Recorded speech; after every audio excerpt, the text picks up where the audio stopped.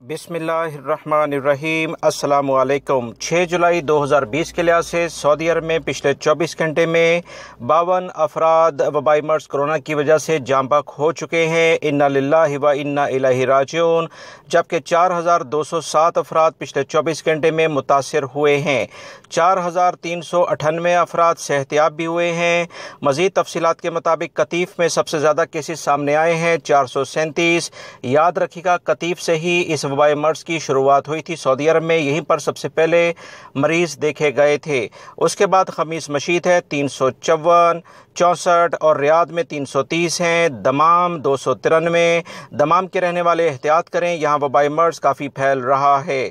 طائف میں 289 یعنی 279، حفوف میں 242، جدہ 209، المومرز 171، جبیل کے علاقے میں 64، مکہ میں 147 اور نجران میں 133 کیسز سامنے آئے ہیں۔ دیگر اور شہروں میں بھی دوستوں کیسز ہیں، مگر یہ بڑے شہر تھے جن کی تفصیلات میں نے آپ سے شیئر کی ہیں۔